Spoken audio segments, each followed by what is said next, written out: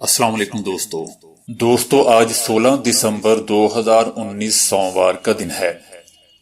دنیا کی بڑی اور بہترین اپڈیٹس میں آج آپ سنیں گے کہ امریکہ کا افغانستان سے فوجیوں کے انخلاء کا فیصلہ، منموہن سنگھ کا مودی بارے میں چبھتا ہوا بیان، متنازع شہریت بل بھارت میں خوفناک شکل اختیار کر گیا، بغاوت کا خطرہ، پاکستان سیر و سیاحت کے لیے دنیا میں نمبر 1 قرار، وادی میں 133واں دن کرفیو خوفناک صورت اختیار کرتا جا رہا ہے، اسرائیل نے بھی اپنے شہریوں کو بھارت جانے سے روک دیا، رضا شاہ پہلوی کے بیٹے نے ایرانی رجیم بارے سخت الفاظ، آپ کی سوچ زنانہ ہے یا مردانہ، یہ تجربہ کیجئے اور جانیے۔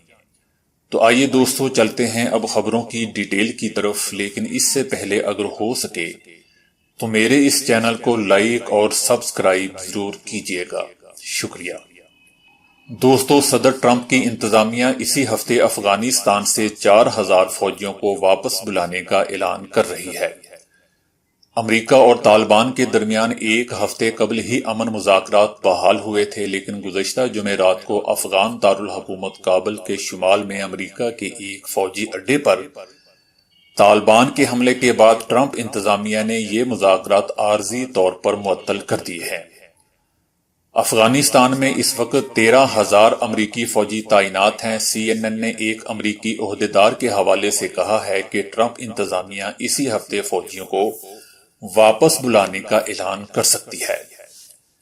امریکہ اور طالبان نے ستمبر میں ایک سمجھوتے پر اتفاق کیا تھا، اس کے تحت طالبان کو بعض سیکیورٹی اقدامات کی پابندی کرنا ہوگی، انہیں افغان حکومت سے مذاکرات کرنا ہوں گے اور امریکی فوجیوں کی تعداد میں کمی کی صورت میں تشدد کا سلسلہ بھی کم کرنا ہوگا۔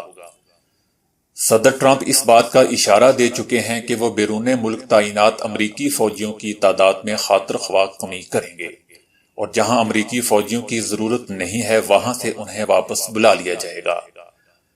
ذرائع کے مطابق افغان طالبان کو منانے کے لیے امریکی وفد اپنی کوششوں میں مصروف ہے۔ امریکی وفد نے افغان طالبان سے امریکی صدر ٹرمپ کے جارحانہ بیان اور نامناسب الفاظ پر بھی معذرت کی ہے۔ دوستو ادھر بھارت کے سابق وزیر اعظم منموہن سنگھ نے کہا ہے کہ نریندر مودی نے اپنے جھوٹے اور بلند و بانگ وعدوں کے ذریعے بھارتی عوام کی آنکھوں میں دھول جھونکی ہے۔ نریندر مودی نے 2024 تک بھارت کی معیشت کو $5 کھرب تک لے جانے، کاشتکاروں کی آمدنی دوگنا اور ہر سال نوجوانوں کے لیے 2 کروڑ نئی ملازمتیں فراہم کرنے کے وعدے کیے ہیں۔ انہوں نے کہا کہ اب ثابت ہو گیا ہے کہ یہ تمام وعدے جھوٹے تھے اور اس کے علاوہ کچھ نہیں۔ دوستو بی جے پی نے متنازع شہریت بل کے خلاف مظاہروں کو کچلنے کے لیے مغربی بنگال میں گورنر راج لگانے کی دھمکی دے دی ہے۔ متنازع بل کے خلاف مظاہروں میں اب تک 6 افراد ہلاک جبکہ 100 سے زائد زخمی ہو چکے ہیں۔ بھارتی حکام نے 85 افراد کو گرفتار بھی کیا ہے۔ مظاہرے پرتشدد واقعات میں تبدیل ہو گئے ہیں۔ مظاہرین نے بسوں اور ٹرینوں کو آگ لگا دی ہے جبکہ مختلف علاقوں میں کرفیو نافذ ہے اور انٹرنیٹ بھی بند ہے۔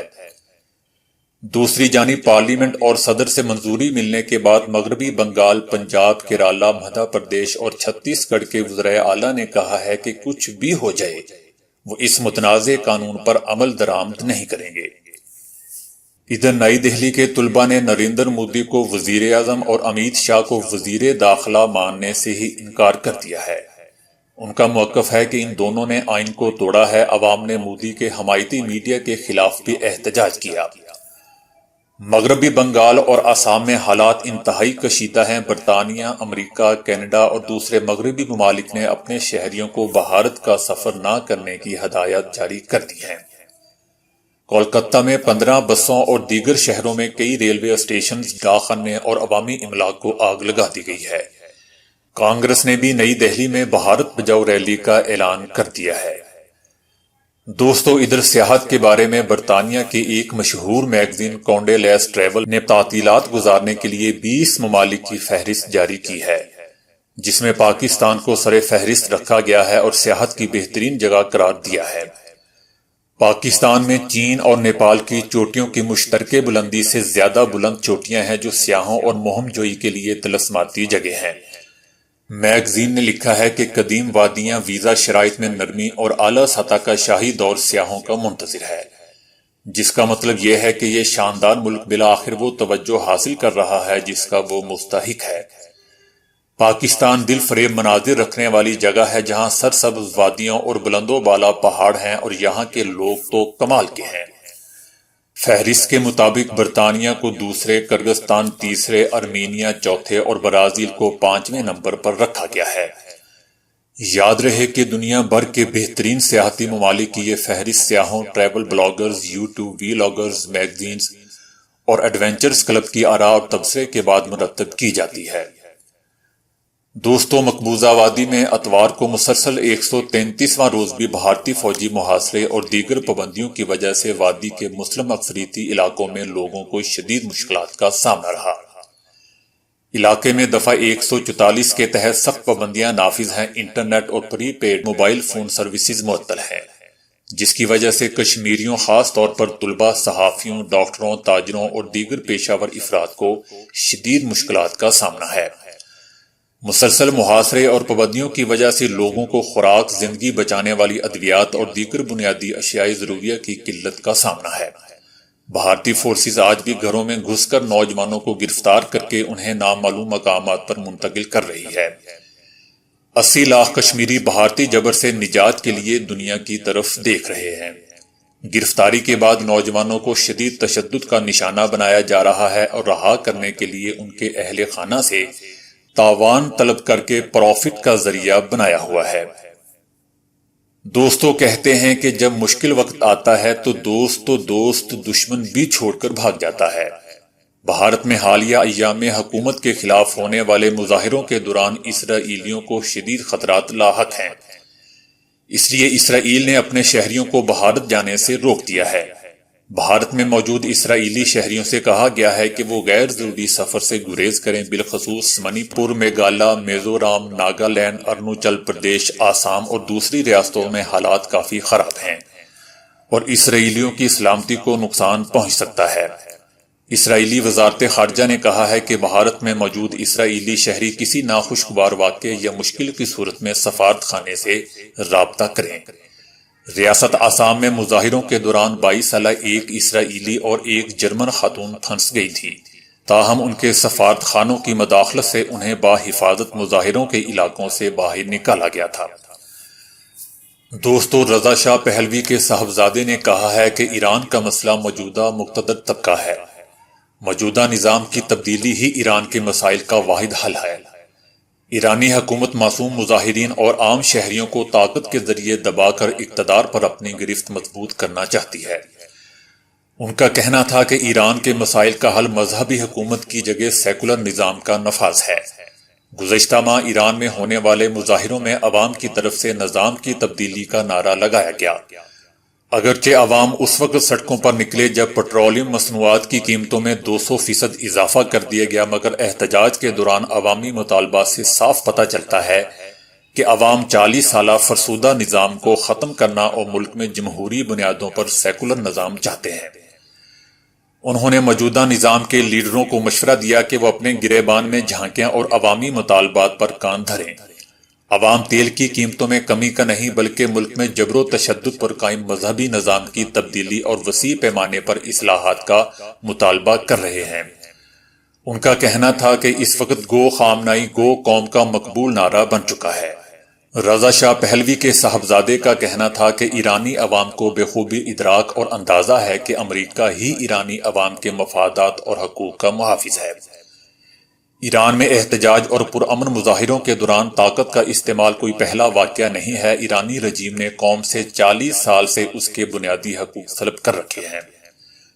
ہمیں جن حقوق سے محروم کیا گیا ہے ہم وہ واپس لینا چاہتے ہیں۔ ایرانی رجیم کی طرف سے نہ صرف امریکہ بلکہ خطے کے عرب ممالک کے ساتھ بھی دشمنی پر مبنی رویہ اختیار کر کے ایرانی عوام کی مشکلات میں اضافہ کیا گیا ہے۔